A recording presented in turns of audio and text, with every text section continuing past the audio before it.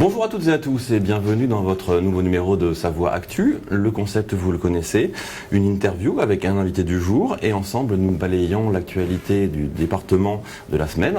L'invité aujourd'hui c'est Josiane Beau. Bonjour. Bonjour. Josiane Beau, vous êtes adjointe au maire de Chambéry en charge des transports et des déplacements. Vous êtes aussi vice-présidente à l'agglomération en charge des transports et des déplacements. Et votre grand dossier, cette année, mais aussi les années suivantes, c'est le plan de déplacement urbain. Le plan de déplacement urbain, c'est un terme un petit peu barbare. Derrière, il y a une reconfiguration totale du schéma de déplacement, on peut dire, dans l'agglomération. Alors déjà, pour commencer, pour ceux qui n'ont pas suivi le feuilleton, pourquoi tout changer ? Alors, pourquoi tout changer ? D'abord, c'est une bonne question.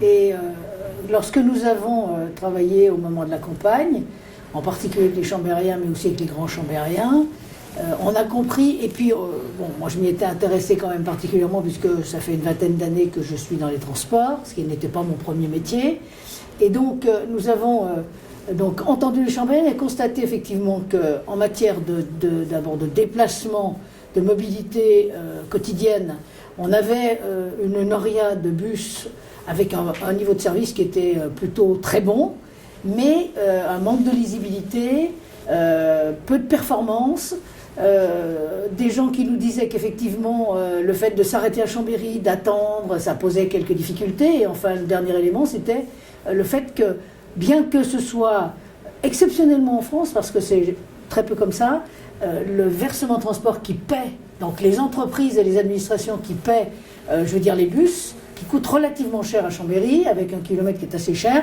eh bien, on desservait assez mal les zones d'activité. Donc ces éléments-là nous ont conduit effectivement à nous dire peut-être qu'il est temps de remettre à plat le système des bus. Et en parallèle, si vous voulez, effectivement, on nous disait qu'effectivement c'était difficile de rouler dans Chambéry et qu'il y avait un plan de circulation qui date quand même de 77.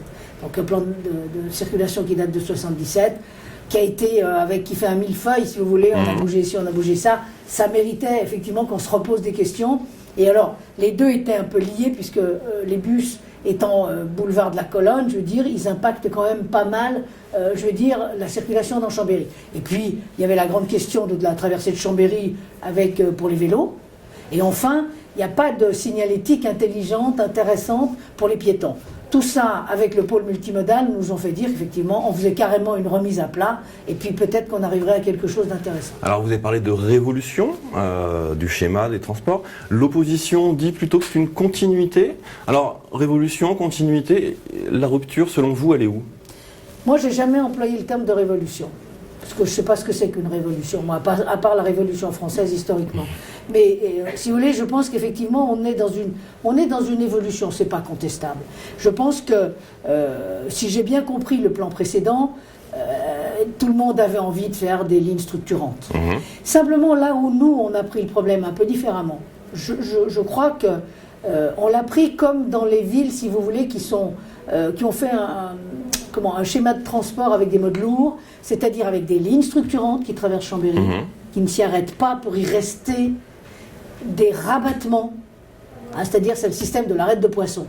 Et puis ensuite les plateaux, là en fonction, il y a les transports scolaires, il y a aussi, les personnes qui descendent travailler, donc c'est plus léger si vous voulez. Et puis là où on fait quelque chose qui n'a pas été fait tout à fait de la même façon avant, c'est qu'on fait du transport à la demande, rabattant les gens par transport à la demande sur les lignes structurantes, mais à H-2, c'est-à-dire 2 heures avant. Alors qu'aujourd'hui, il y a un système qui est la veille, ce qui fait que ce n'est pas utilisé. Alors actuellement, les travaux sont plutôt du côté Curial. La suite des opérations, c'est quand, c'est où ? Alors, d'ici le mois de juillet, on aura fait un certain nombre de travaux et d'ici le 29 août, ils seront faits. On parle bien de la première phase, parce que dans une deuxième phase, il y aura des travaux un peu plus lourds à faire, comme la piste cyclable qui traversera Chambéry, qui est, je le rappelle, une priorité. Donc, on a les travaux de Curial, on a eu quelques travaux qui se sont passés là sur l'avenue des Ducs. Ensuite, on a quelques travaux qui se sont passés aussi en face de Saint-Pierre-de-Maché, de l'église. Qui étaient des travaux relativement importants, mais si vous voulez, peut-être moins importants que ce qui va se passer sur le parking Broissard, où on va essayer on va pas essayer, on va, donner aux bus la possibilité de filer le plus vite possible, parce que ça c'est important. C'est quelle échéance, ce changement? Alors ça, de toute façon, c'est l'échéance de juillet. D'accord. Et puis on a aussi tout ce qui se passe sur la Boisse, Mhm.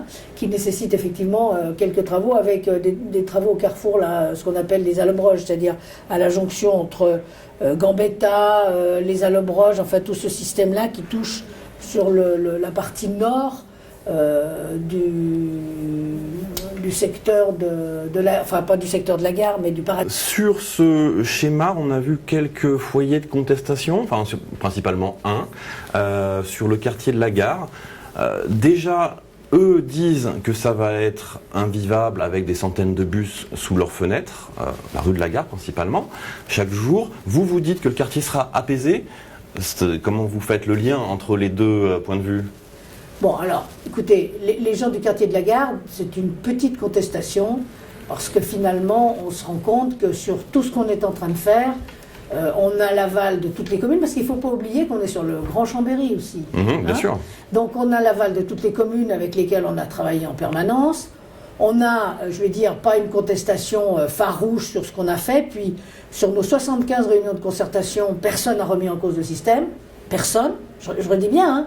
On était sur les orientations, personne n'a remis en cause le système. Alors, la rue de la gare. Pourquoi la rue de la gare? La rue de la gare, à mon avis, bon, on peut comprendre, comme l'a dit le maire, qu'effectivement, ils étaient censés, dans le plan précédent sur l'axe de la Leste, dont je rappelle que je ne sais pas comment on pouvait y accéder financièrement, sur l'axe de la Leste, il était prévu de faire un quartier, enfin une rue piétonne. Alors on peut comprendre un peu ça. Comprendre l'acharnement et les arguments, c'est un peu moins sûr. Quand on nous explique que des bus, ça va tellement ébranler les immeubles que ça va les faire tomber, j'ai quelques doutes là-dessus. Hein. Je pense donc que C'était pas le seul argument. dans la contestation, si vous voulez, il y a un peu d'éléments qu'on peut comprendre, puis un peu d'éléments qui sont peut-être un peu moins audibles pour nous, en tout cas. En tout cas, si vous voulez, moi, quand on aura effectivement un certain nombre de bus qui vont passer dans cette rue, je rappelle qu'on y enlèvera une partie de la circulation, sauf ceux qui sont des riverains. Donc, je rappelle qu'avant qu'il y ait l'incendie rue Sommeiller, on avait dans cette voirie, on avait à peu près, on avait autour de 1000-1200 véhicules. Depuis, avec les travaux, ça a baissé, mais on est en train de faire quelques comptages. Mais ce n'est pas le sujet. Je pense que le sujet, c'est quand on nous explique que les bus, ils vont déranger parce qu'on va passer trop de bus, parce que si passer... Franchement, je ne crois pas. On a des rues à Chambéry qui supportent des bus, beaucoup plus, et qui, au fond, ne sont pas... je veux dire, personne n'a jamais rien dit. Donc, en plus, nos bus aujourd'hui, ils ne font pas trop de bruit, on a des bus qui sont Euro 6, donc c'est des bus qui ne sont pas très polluants. Bon, voilà. Et puis, je rajouterai une dernière chose, c'est qu'on avait une gare routière à cet endroit-là. Et donc, on a eu beaucoup de bus qui sont passés beaucoup d'autocars, pardon, qui sont passés dans cette rue. Donc, moi, j'ai du mal. Et puis, j'ajouterai le dernier élément. De toute façon, pour avoir un système qui soit performant et qui passe devant la gare, on ne peut pas échapper à passer 2 lignes structurantes à cet endroit-là, de manière à ce qu'elle soit le plus rapide possible, qu'elle desserve la gare, et une ligne qui n'est pas structurante, qui est une ligne de rabattement. Donc je ne vois pas, c'est la seule et unique solution. Donc l'intérêt général, pour le coup, dans cette affaire, prime sur l'intérêt particulier. Voilà. Autre critique récurrente des contestataires et de l'opposition, un présumé manque de concertation, avec seulement 3 grosses réunions publiques, si je me souviens bien. Là-dessus, vous argumentez, vous jouez les chiffres, vous parlez de 75 réunions de concertation. Est-ce qu'elles ont été bien visibles? Est-ce qu'elles ont été bien signalées? Est-ce qu'elles ont été bien ouvertes? Pour nous, elles l'ont été. Moi, ce que je trouve de bien, si vous voulez, c'est que sur un dossier aussi important que celui-là et aussi compliqué, parce qu'il faut quand même tirer un coup de chapeau aux équipes et de l'agglomération et de la ville, d'avoir été capable de sortir un dossier aussi cohérent et qui fait quand même, j'ai envie de dire, sur 130 000 personnes de l'agglomération, quand même une unanimité assez large. Donc il faut quand même leur tirer un coup de chapeau. Moi, j'apprécie le fait qu'on ne parle que de problèmes de concertation. Je vois qu'on ne parle pas de problèmes de fond, ce qui est déjà un bon résultat. Après, sur les concertations, tout le monde peut penser qu'effectivement, on n'a pas assez fait de concertation. Nous, on dit on a 75 réunions de concertation, on est capable de sortir un bilan qualitatif. Voilà, je veux dire, après, je pense, si vous voulez, que en matière de transport, ce qui est toujours très délicat, très difficile, c'est quoi la concertation? N'est-ce pas? Oui, c'est quoi? C'est quoi une concertation? Selon Une concertation, vous pouvez dire, comme semble dire notre opposition, eh bien, vous mettez tout sur la table et puis les gens feront le réseau. C'est une plaisanterie. C'est une plaisanterie. Si vous voulez, je pense qu'il y a tout un travail d'expertise à faire. C'est un travail d'expert. Vous ne pouvez pas demander à des gens qui ne connaissent pas, je veux dire, cet aspect un peu pointu, de faire. Donc nous, on a travaillé sur des orientations. On a été, me semble-t-il, très ouvert là-dessus, puisqu'on a d'abord travaillé sur des orientations qu'on a fait approuver pour voir si le système dont je vous parlais tout à l'heure, la conception du système ligne structurante, je veux dire, on enlève les bus du boulevard de la Colonne, on tourne autour du quartier serré de Chambéry, etc. Toute cette conception-là, on l'a mise, c'est celle-là qu'on a mise en concertation. Certains dans l'opposition disent que vous foncez, vous presque passez en force. J'appelle pas ça passer en force, puisque de toute façon, je vous dis... D'ailleurs, moi, je note aussi que on parle beaucoup de concertation dans l'opposition, mais je ne suis pas convaincu qu'on ait concerté sur les réseaux précédents. Moi, j'ai cherché, je n'ai pas trouvé de concertation. Alors que M. Dupassieux nous dit bien, lui, qu'il a fait aussi des choses, et d'ailleurs, il est vrai qu'il avait un bon niveau de service sur ce qu'il était en train de faire, et je suis sûr que quand on est juste tous les deux en tête-à-tête, il est assez d'accord pour dire que, et moi aussi, qu'effectivement, il allait poursuivre vers des lignes structurantes. C'était son idée aussi. Hein. Donc, si vous voulez, moi, nous, on a concerté, on explique ce qu'on a fait pour concerter, on explique au niveau où nous l'avons fait. Nous, on considère qu'on a concerté, et moi, je trouve très bien qu'on nous donne des leçons sur la concertation, mais je vous dis, encore une fois, j'ai beau avoir cherché comment on avait concerté sur les réseaux précédents, et je n'ai rien trouvé. Pour se projeter un petit peu dans l'avenir, dans un an, avril 2017, qu'est-ce que le citoyen chambérien aura gagné avec votre opération? Alors, ce que le citoyen chambérien, grand chambérien, ce qu'il aura gagné, le citoyen grand chambérien, c'est qu'on aura un réseau de bus qui sera extrêmement lisible, c'est ce qui nous était demandé, qui ne perturbera pas la circulation, donc le chambérien et le grand chambérien appréciera aussi qu'on ne perturbe plus et qu'on passe plus un temps infini à se faufiler entre les bus, place du Centenaire, place de la Libération aussi, puisque de toute façon, dans le précédent système, la place de la Libération était quand même extrêmement saturée par les bus. Donc il aura des correspondances qui seront des correspondances que j'ai envie de dire qui devront être parfaites, parce que le système est fondé sur la correspondance, mais l'agglomération a acheté un système d'exploitation qui doit permettre ce genre de choses. Il sera normalement sur les lieux de correspondance les plus importantes, il saura où en est son bus. Il n'aura plus besoin de fiches avec les horaires, puisque de toute façon, il sait que sur les lignes structurantes, il sera à 5-6 minutes en heure de pointe, 10-12 minutes en heure creuse, donc comme le système qu'on peut trouver dans les grandes villes. Et puis, il aura gagné en vitesse commerciale. Ce qui est un des éléments, si vous voulez, on dit qu'en matière de transport, il y a deux éléments qui permettent de faire du transfert modal, c'est-à-dire d'aller chercher des gens qui sont dans leur voiture, et non pas des gens contraints. Les gens contraints, ils montent toujours dans les bus. Mais les gens qui sont dans leur voiture, si on veut les chercher, il faut de la fréquence et de la rapidité. Il faut aller aussi vite, enfin presque aussi vite que la voiture. Donc nous, normalement, avec le système qu'on a mis en place, les études montrent qu'on gagnera 1 km/h. 1 km/h en matière de vitesse commerciale, c'est énorme. Alors voilà. Ce chiffre a interpellé des gens, hein. On l'avait écrit dans un article. 1 km/h, ça leur paraît tout petit. Explique-nous pourquoi 1 km/h, c'est très grand.